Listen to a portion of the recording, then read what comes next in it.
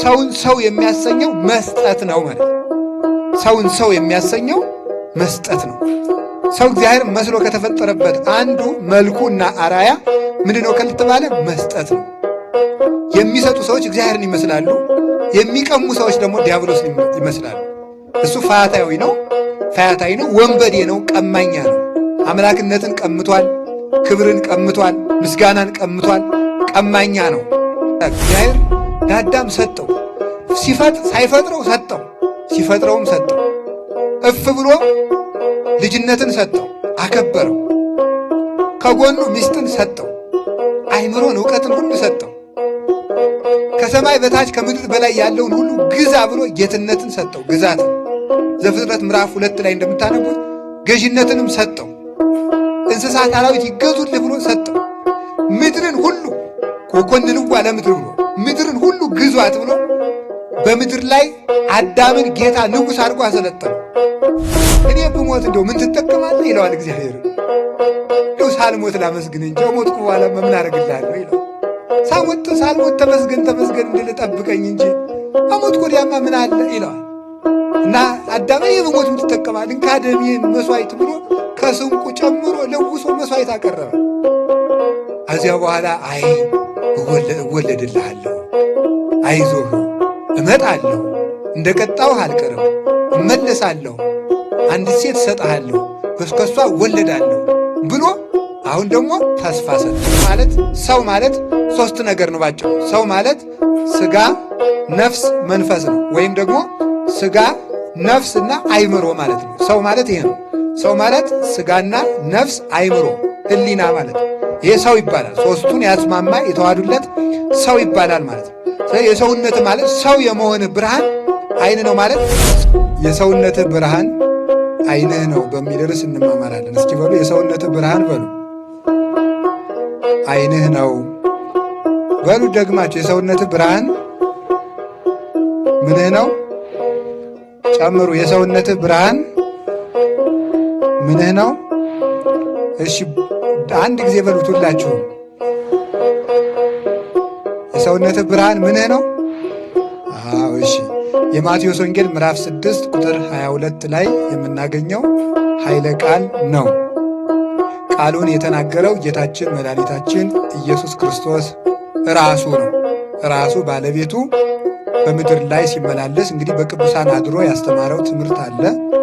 በቅዱሳን መላእክት የሚያስተላልፈው ትምህርት አለ። በመምህራን ያስተምራል። በቅዱሳን አባቶቻችን ያስተምራል። በነቢያት በሐዋርያት አስተምሮናል። በቅዱሳን መላእክትም እንደዚሁ መልእክት ይልካል። በፍጥረታት በስነ ፍጥረት በኩልም ያስተምራል። ይህ ራሱ ወርዶ በቃሉ የተናገረው ነው። አሁን ዛሬ ጌታችን መድኃኒታችን ኢየሱስ ክርስቶስ ከነገረን ትእዛዝና ቃል አንዱ የሆነውን ይዘን መመሪያ አድርገን እንኖርበታለን ማለት ነው። ምን አድርገን መመሪያ አድርገን? ማን ነግሮን? ክርስቶስ። ይህንን ቃል ለሕይወታችን መመሪያ አድርገን እንድንኖርበት ነው የጻፈው። ያስተማረንም እሱ ነው።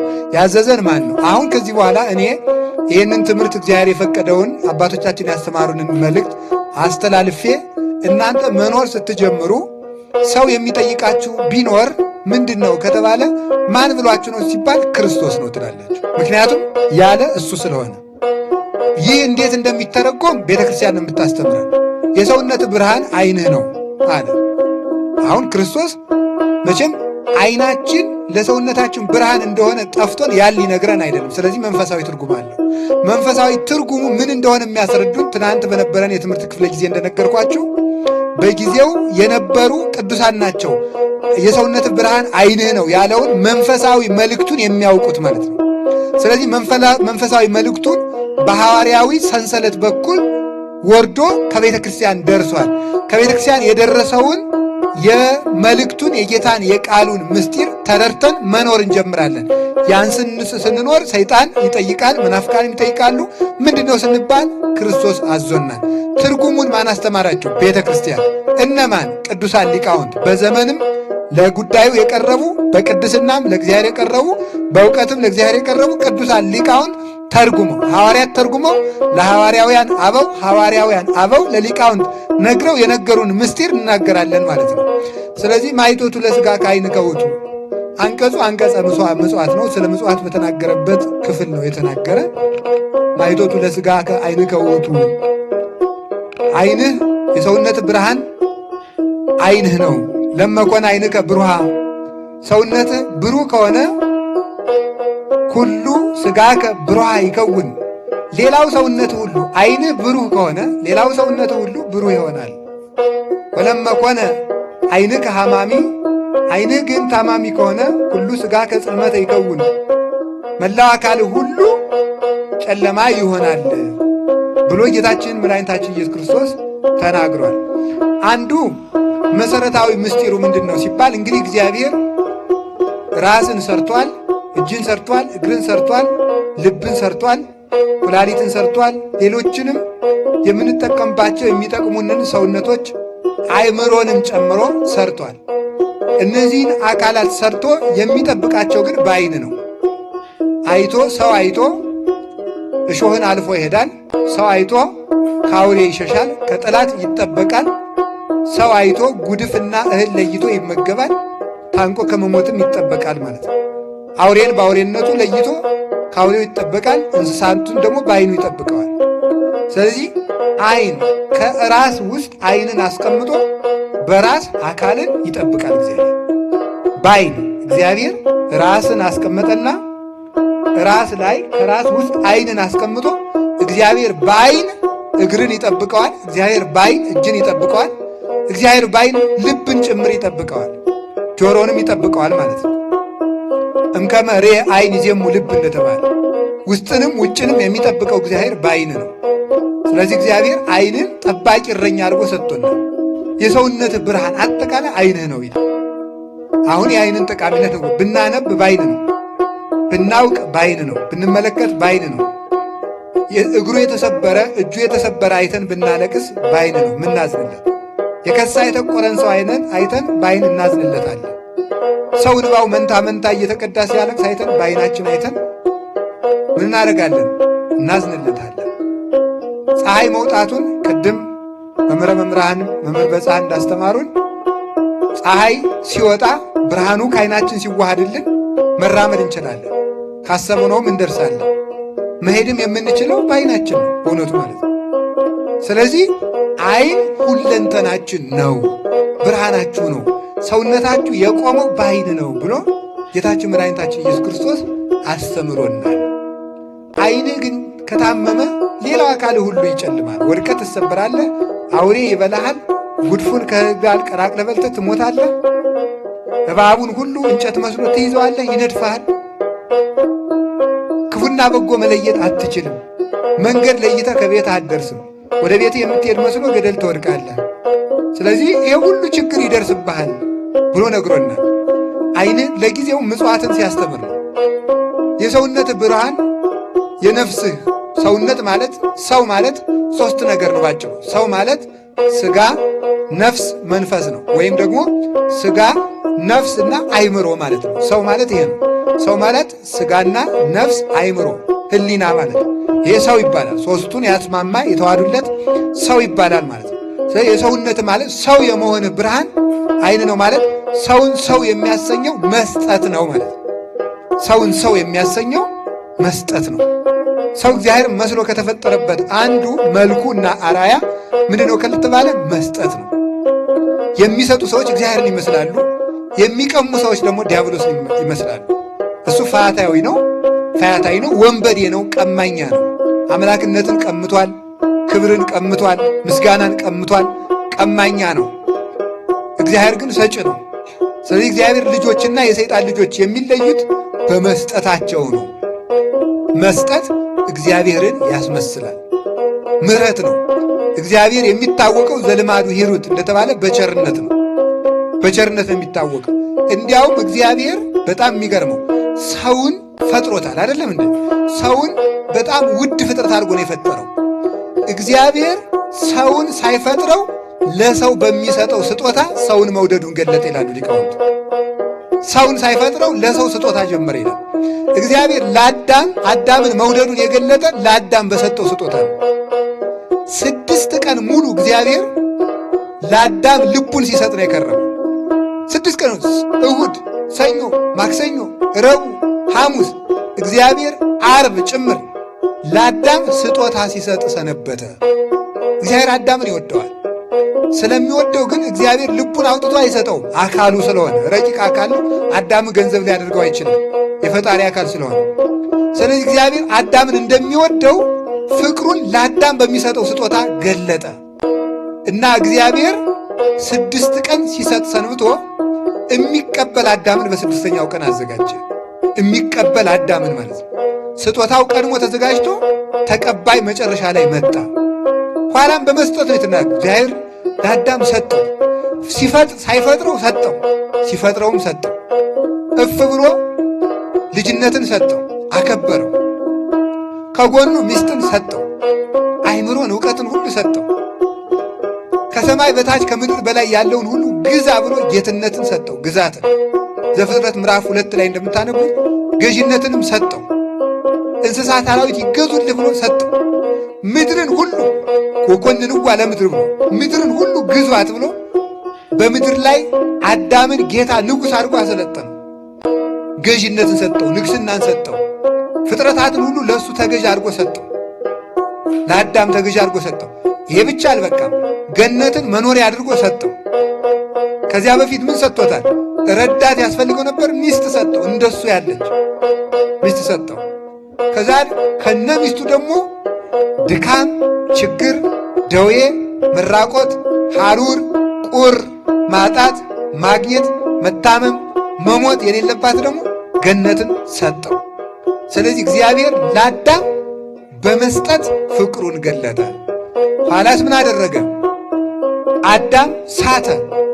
ሲሰጥ ደግሞ እግዚአብሔር ለአዳም ምኑ ሰጠው? ይቅርታ ሰጠው። ደግሞ እያወቀ በገነት መሃል ደግሞ እየፈለገ አዳም ወዴት ነህ እያለ ደግሞ መጣ። በገነት መሃል እያንኮሻኮሸ ኮሽ ኮሽ ኮሽ ኮሽ የገነት ቅጠሎችን እየረገጠ እግዚአብሔር አዳም እንዳይደነግጥ ማለት ነው። ሰው ራቁቱን ሆኖ ድንገት ሰው ቢደርስበት ይደነግጣል። እንዲያው ሰርቆ እየበላም ቢደርሱበት ይደነግጣል። ጨብ እያደረጉ ሲደርሱ ግን እንዲያው ተዘጋጅቶ ይቆያል። ሰርቆ በልቶም ከሆነ አፉን እየጠራረገ ተዘጋጅቶ ይቆያል። አዳም ሰርቋል እኮ ሰርቋል። ደግሞ እርቃኑን ነው። እንዳይደነግጥ እግዚአብሔር ያንኮሻኮሽ ቀስ እያለ አዳም ወዴት ነህ? አሌባ አላየው መስሏል አይለው። እኛ ብሎ እንዲያ ነበር ምን ያለበትን እያወቀ ወዴት ነው እያለ ሊያናግረው ቢሻ ይላል ሊቃውንቱ። ሲናገር ሊያናግረው ሊረዳው ቢሻ እንዲናገር አዳም ብሶቱን ለመስማት ሔዋን አሳስታኝ እኮ ነው እባብ እንዲያርጋኝ እኮ ነው ብሎ እንዲሁ ብሶቱን እንዲናገር ማለት አዳምን አሁን ደግሞ ይቅርታ ሰጠ። ይቅርታውን ሰጥቶ ደግሞ ምን አደረገ? በኋላ ምን አደረገ? አዳም ደግሞ ከገነቱ ውጣ አለው። ደግሞ ይሄም ስጦታ ነው። እግዚአብሔር ለአዳም ቅጣት ሰጠው። ይሄ ደግሞ ስጦታ ነው። ቁንጥጫ ማለት ነው። ለምንድን ነው ሲባል አዳምን ባይቀጣው እግዚአብሔር እኮ አምላክ ስለምትሆኑ ነው እንጂ የዕፀ በለስን አትብሉ ያላላችሁ ትሞታላችሁ ብሎ አይደለም ቢል ኑሮ ከዚያ ተመልከቱ ምን ይላል? የዲያብሎስ እውነት ይሆናል፣ የእግዚአብሔር ውሸት ይሆናል። አዳም ደግሞ ለካ እግዚአብሔር እንጨትም ቆርጬ ስበላ አያውቅም ማለት ነው ብሎ ደግሞ ከዚያ የባሰ በደል በድሎ እግዚአብሔር እንዳይታረቀው የእግዚአብሔርን የቸርነት በር ለዘላለም ዘግቶት ይቀር ነበር። እንዲያ እንዳይሆን እግዚአብሔር ለጊዜው ደግሞ ቁንጥጫ ሰጠው ሊያስተካክለው ማለት ነው። ተመልከቱ ማለት ነው። እንዲህ አድርጎ ቀጣው። ኋላስ ምን አድርግ? አዳም ከነሚስቱ ደግሞ በደለ። መልሶ ደግሞ ገነት ግቡ እያለ ደግሞ ሱባኤ ከገቡበት ዲያብሎስ ደግሞ ነጥቋ መጣቸው። ኋላ ምን አደረገው ደግሞ እግዚአብሔር? አዳምን ዲያብሎስ እየመራ ወድቆ መንገድ ላይ በድንጋዩ ሰብሮ ሊጥላቸው ሲል እግዚአብሔር ደግሞ መጠለያ ሰጠ። በቅዱስ ሚካኤል አማካኝነት ያንን ድንጋይ ድንኳን አደረገላቸው። አሁንም ለአዳም ሰጠው። ኋላ ደግሞ አዳም ምን አለ? እንግዲህ እስከ መቼ ተሰቃይቼ እኖራለሁ? እስኪ እንካ ተመልከቱ። ምንተ ያሰልጥ ደሜ ለመወረድኩ ውስተ ሙስና ይላል ቅዱስ ዳዊት። እኔ ብሞት እንደው ምን ትጠቀማለህ ይለዋል እግዚአብሔር። እንደው ሳልሞት ላመስግን እንጂ ሞትኩ በኋላ ምን አደርግልሃለሁ ይለዋል። ሳልሞት ተመስገን እንድል ጠብቀኝ እንጂ አሞትኩ ወዲያማ ምን አለ ይለዋል። እና አዳም የበሞት ምን ትጠቀማለህ? እንካ ደሜን መስዋዕት ብሎ ከስንቁ ጨምሮ ለውሶ መስዋዕት አቀረበ። ከዚያ በኋላ እወለድልሃለሁ፣ አይዞህ፣ እመጣለሁ፣ እንደ ቀጣሁህ አልቀርም፣ እመለሳለሁ፣ አንዲት ሴት እሰጥሃለሁ፣ ከሷ እወለዳለሁ ብሎ አሁን ደግሞ ተስፋ ሰጠው። ባለጠግነት ሰጠው፣ ሚስት ሰጠው፣ ግዛት ሰጠው፣ ገነት ሰጠው፣ ዕውቀት ሰጠው፣ ይቅርታ ሰጠው፣ እርማት ሰጠው፣ ቀጠሮ ሰጠው፣ ተስፋ ሰጠው። ይህ ሁሉ ማን አደረገ? እግዚአብሔር። ከዚያ በኋላ ምን አደረገ እግዚአብሔር? በዘመናት በሙሉ አባት ሲሰጥ፣ ነቢይ ሲሰጥ፣ ረዳት ሲሰጥ፣ ሲቀጥር፣ ይህ ሁሉ ሲያደርግ ኖረ። ሰው ሲበድል እግዚአብሔር ምሕረት ሲሰጥ፣ ሰው ሲበድል እግዚአብሔር ምሕረት ሲሰጥ ኖረ።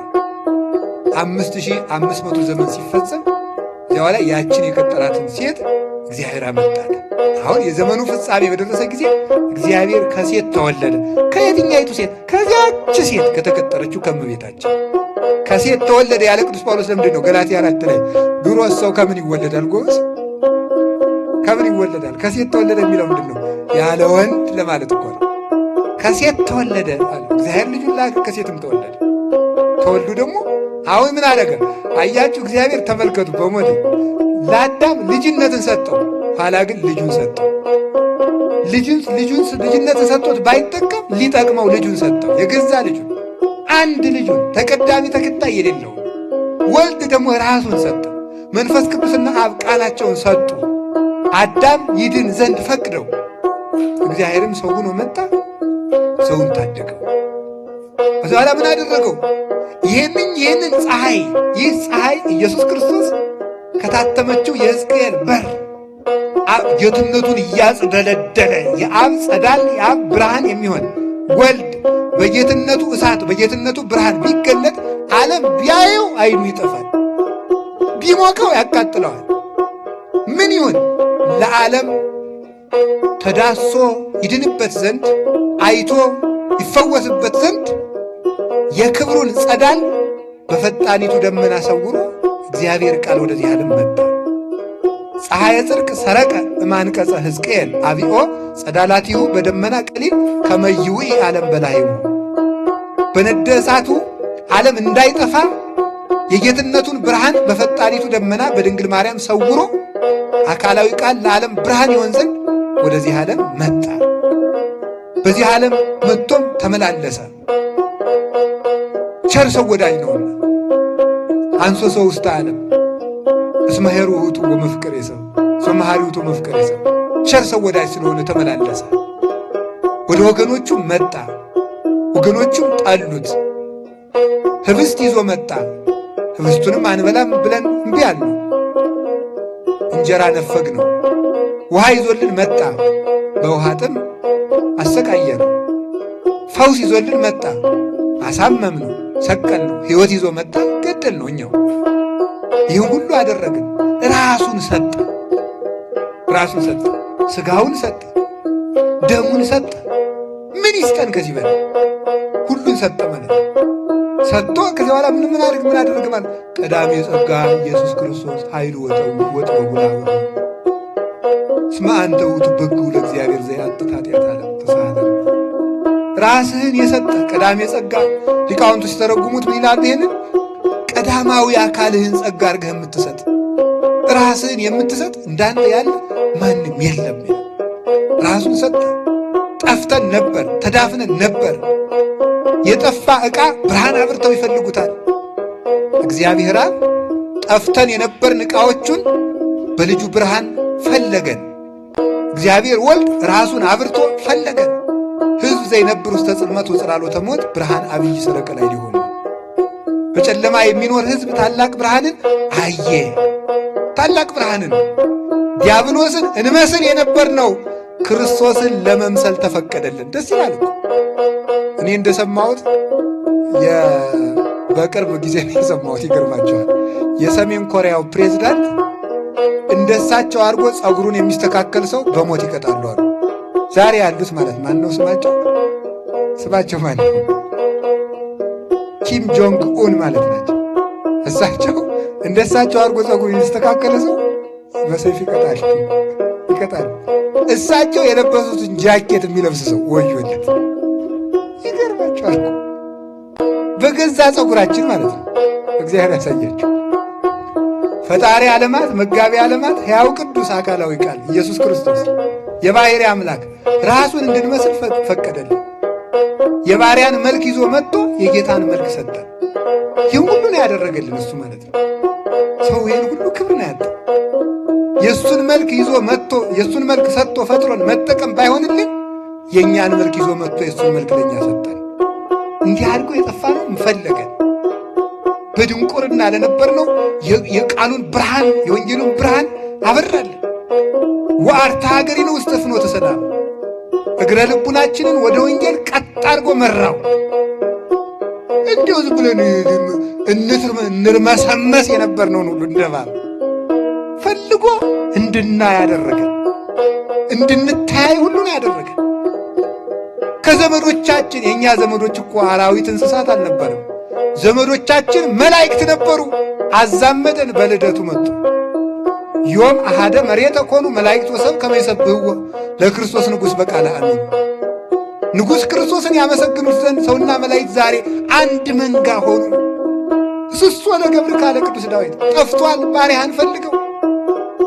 እንደ ጠፋ በግ ጠፍተን ነበርና እየበላን የጠፋነውን አብልቶ መለሰን። ጠፍተን ነበረ በእውነት ማለት ነው። የወንጌልን ብርሃን አበራለን፣ ድንቁርናችንን አጠፋ። ወዳጁ ወከመ ብእሲ ዘተሃጦ ፍቅሩ ይላል ቅዱስ ዮሐንስ አፈወርቅ። ወዳጁ ሩቅ ሀገር እንደሄደበት ሰው እስኪያገኘው ድረስ ተከትሎ እንደሚሄድ ከማሁ ርህቀት ጥቀ ህላዌነ እምኀበ እግዚአብሔር ባሕርያችን ከእግዚአብሔር ርቃ ነበረ። እስኪያገኛት ድረስ ተከትላት ወሶበ ረከባ ጾራዲ በመትከፍቱ ባገኛትም ጊዜ በትከሻ ተሸከመ። እንዲህ አድርጎ ነው የፈለገን። ይህንን ሥጋችን በአየር ላይ አላስቀመጠው። ይህንን ሥጋችን በደመና አላስቀመጠው። ይህንን ሥጋችን በጠፈር አላስቀመጠው። ይህንን ሥጋችን በምጽናት አላስቀመጠው። ይህንን ሥጋችን በኤረር በራማ በኢዮር በሰማዩ ዱድ በኢየሩሳሌም ሰማያዊት አላስቀመጠውም። ይህንን ሥጋችንን ወስዶ በጽርሐ አርያም በመንበሩ አስቀመጠው።